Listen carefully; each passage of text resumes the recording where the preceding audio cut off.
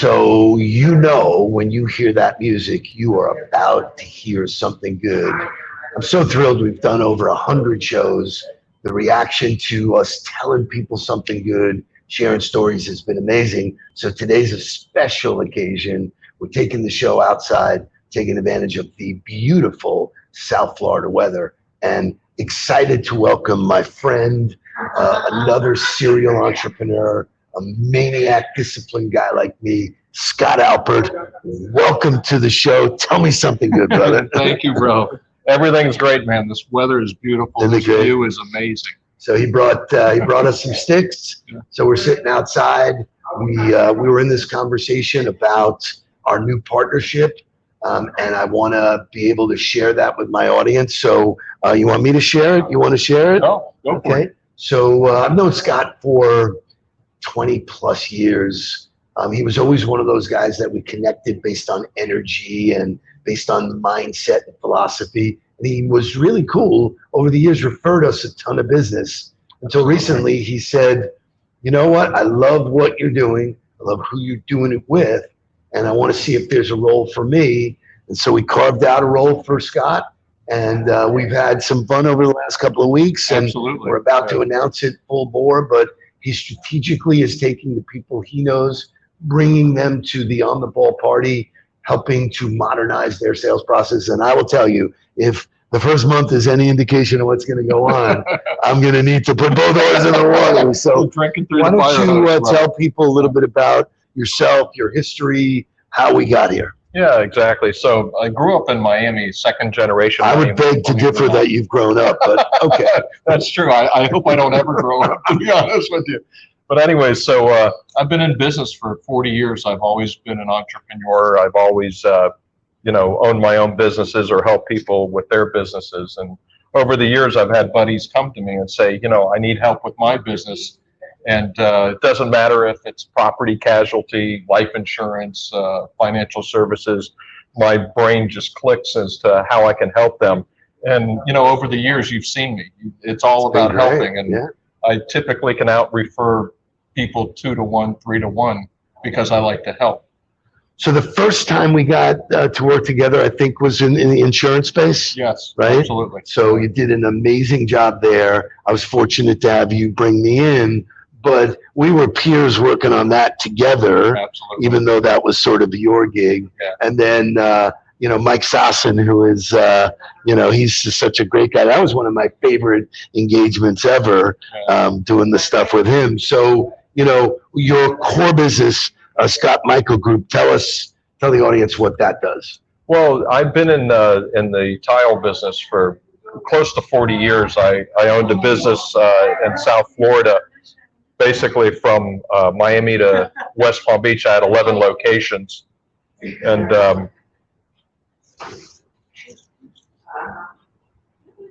sorry. Keep going. Yeah. So anyways, 11 locations, and then did everything from wholesale to retail. Sold that business and started repping factory selling to who I was all over the country. Had one of the biggest agencies in the United States. Got a little bored with that, sold that business, and started helping buddies with their businesses. To me, it's always a challenge, whether it's a startup or... There's always something going on, right? Exactly. That's absolutely right.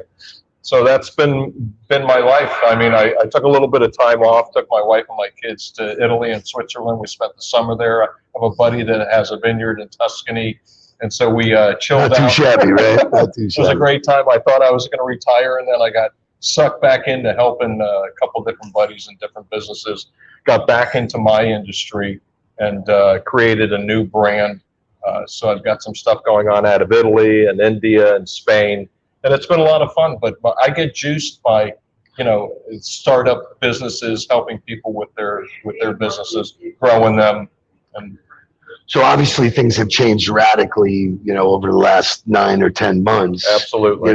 Give us a look inside how that changed your business, changed your mindset, and what came to you reaching out and saying, hey, let's do something together. Well, I thought I was the one that coined the phrase pivot, but I looked in the dictionary, my name wasn't next to it. Everybody's using that word pivot. But most people have no idea what it means. It's just, that's the new sexy word. right, Right? exactly. But anyways, for me, my Thailand and my business, I just amped it up. I did a lot more marketing, had my guys out there really hitting it hard through doing social media and all the different things.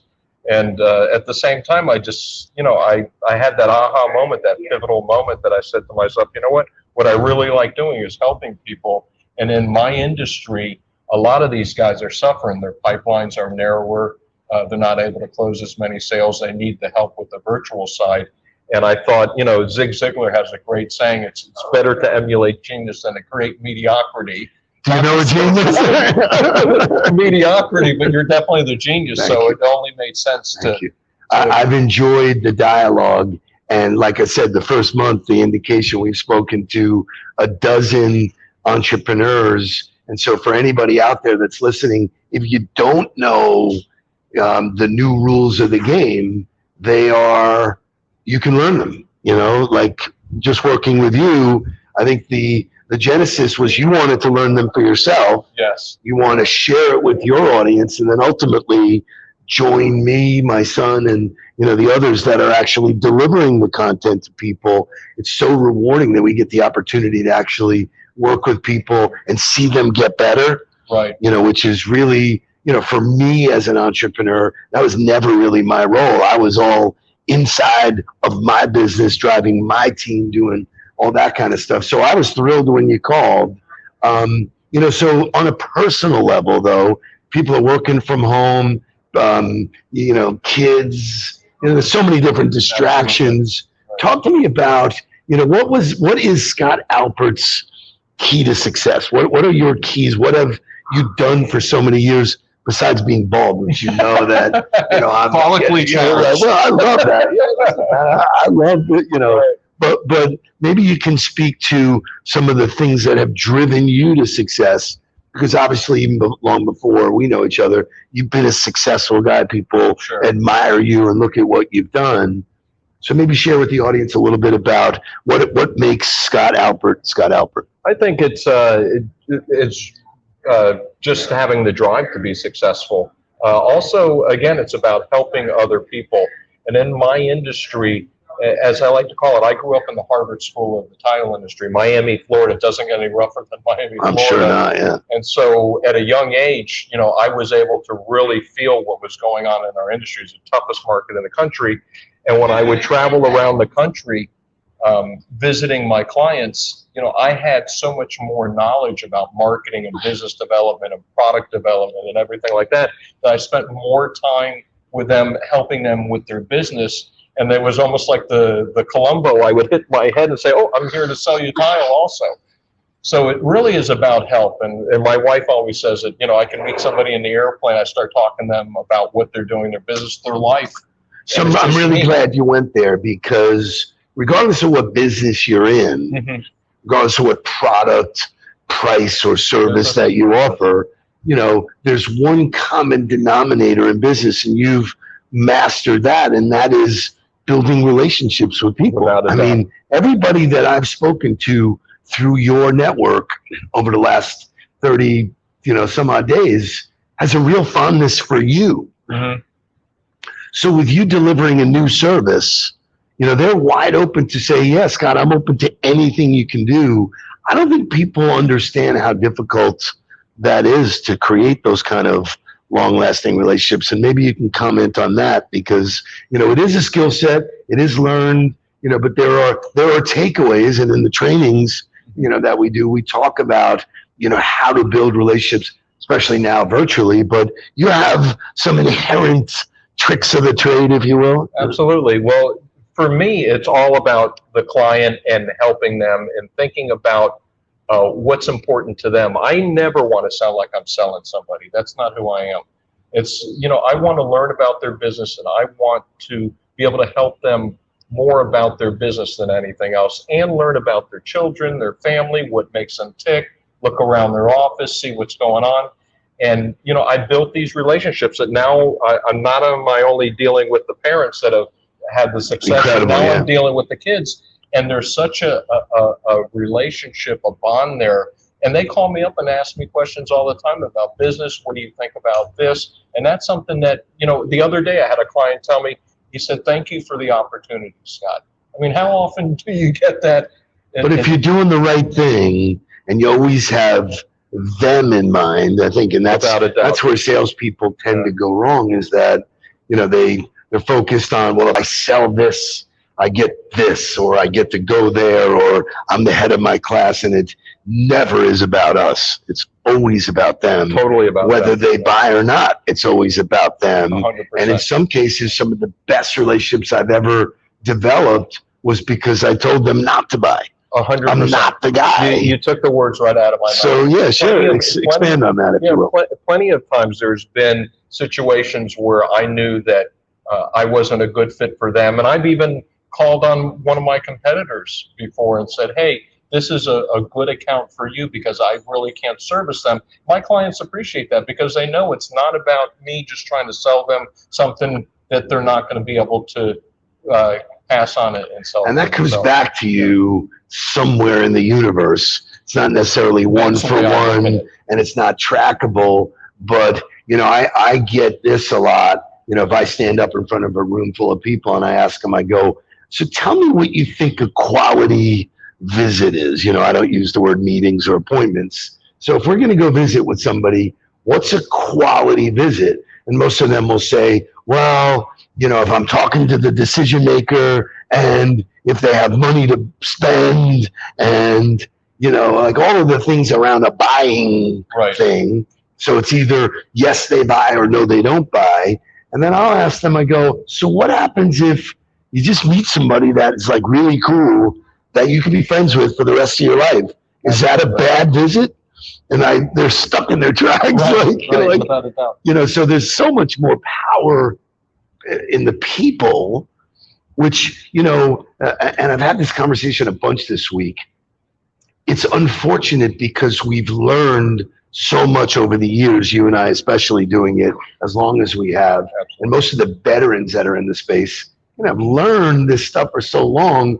Now we're trying to unlearn all the things that they were taught and told. The product always came first. The logo always came first. Yeah. Hi, I'm with IBM, and the relationship. And it has nothing to do with it. I think when I peel the the layer back and I tell people, I go, they actually made a decision on you, whether you realize it or not. Without a doubt. And so you and I, when we first met, and forgive me, I don't remember how we met. I mean, it's a long time ago, man. Absolutely. I don't remember either. I mean, I know that we've been friends forever. I know that we've been fans of each other. I'm fans of your whole family and your brother. But, when there was some connection there that allows you to go to the next step. Mm-hmm. And I think people ignore that. I don't think people understand that, what the real glue is the way they feel about you up front. Absolutely. So what more do you want to comment on your experience with On the Ball? I think this is probably an interesting inside look for people who don't get to see the daily mechanics of what happens at On the Ball. But you've been working with me now for a couple of months. Mm-hmm. And so give them the good, bad, and the ugly. I think it's mostly, I can't think of anything bad, but I think, your value proposition of modernizing the sales process is just what it needs to be right now. And that's something that I was talking with my industry about is, the whole virtual side of the business and learning that and the LinkedIn side. I could easily go to another sales organization that you're going to sit in the classroom and you're going to do the manuals, but that's not what I'm about. I don't feel that energy from it. And I feel the energy of what you're doing. I mean, just your energy alone, Steve. I mean, we're similar people we're people. We read people well. We know that we want to help them. And it's not about sitting in a classroom learning a manual. It's about how you can motivate them based off of their own personalities and what they're capable of, and bringing each one, because everyone's separate. Everybody's different personalities. Of all of the people that we've spoken to, all of the relationships that you brought to On the Ball so far, they've all been different. The one common denominator for me was I wasn't trying to sell them. Right. I was like, Pump the brakes, relax. I even told him that. I said, Steve's not a sale, he's not there to pitch you.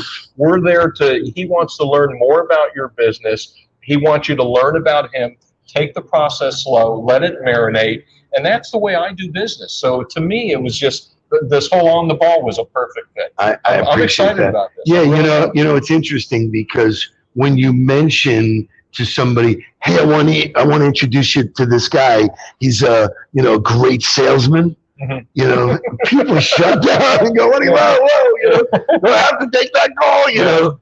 So unfortunately, I think people still live with the stereotype of what a salesman is. Correct. And if I had my way, I would remove the word sales from the dictionary because the word sales is actually a derivative of a Scandinavian word that means to serve. Mm-hmm. I mean, that's a fact.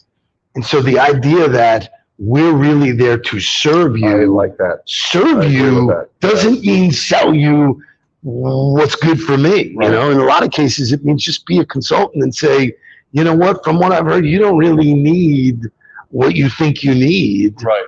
You don't even need anything. You just need to make this tweak. Well, the other thing, too, is all my clients have seen over the years that I'm not the kind of person that's going to come in there and shove something down their throat that's not going to work for them. And that's what they appreciate because, and there's been many times I say, this isn't the product for you. This is something that I think would work for a different client. But, if you only get one sale and you never get another one again, people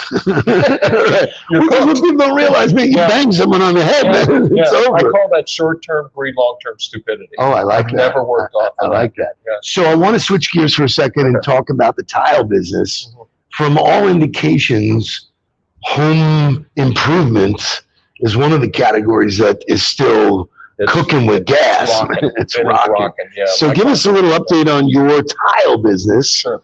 Do people get in touch with you, or do they get in touch with your distributors, or where do they find your tile? Like, give us some indication as to what's happening there. So to understand my business in a Reader's Digest, I'm the factory. I have my own brands from different countries, and we basically market to North America and the Caribbean to distributors. Also home centers. Who would then have it potentially in a showroom. Correct. As well as selling to architects and absolutely. Anybody watching here that wants, tile, they wouldn't buy it from you necessarily. No, they wouldn't. They'd go through my distributor.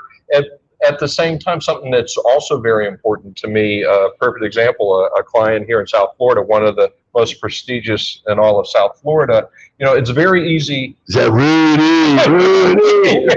So you guys in the company? Yeah, absolutely. D&B Tile, great Rudy.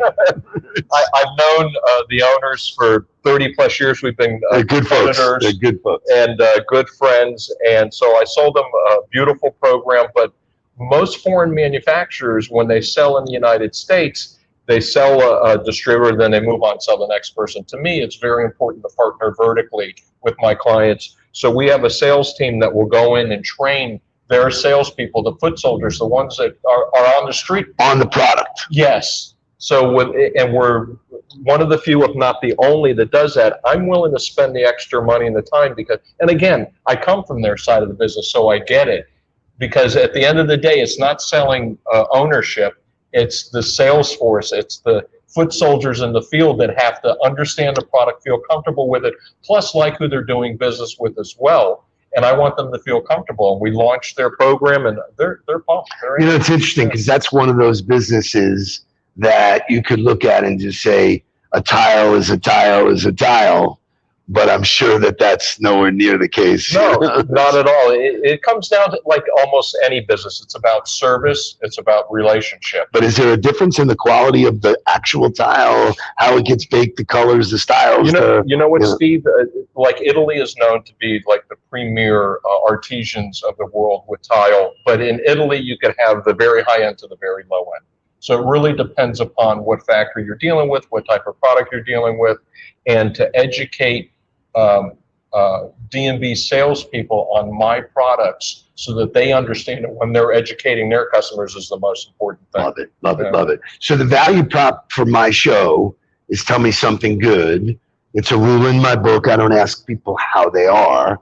I ask them to tell me something good. So in our closing minutes here, tell me something good, Scott. You know what? I feel blessed. I really do, because business has been good. I made it good because when COVID hit, I didn't lay down. I amped up my marketing. I pushed my salespeople, and In spite of not knowing what was coming. correct. Right. I just, to me, I'm a fighter. I've been my whole life. That's how I've been. I've never had. That's why we get along. Give me a dime. I would say that's good. And then I'm blessed to have a 30-year marriage with my wife. We're best friends. We're unusual. All our friends know us. I have an incredible life. I really do. And she's my I best think, friend. So that's I'm not good. It's awesome. so happy to hear that, because what I've learned over the years is that people who talk negatively about their spouse are never really the people you want to hang out with. Yeah. I mean, that's so important and so great. So I'm excited about our future prospects. And It's about time. What do you think? it's about time. You know what? But I think the final lesson is, you never really know where the next business opportunity is coming from. So you got to think, you got to ask, and you got to move forward always. So thanks. Keep your mind open. Keep your mind open. Thanks for spending some time with us. Brother. We are socially distant, but we're smoking a cigar. And trust me, that is something good. Thank you for joining us. We'll see you again. Stay on the ball.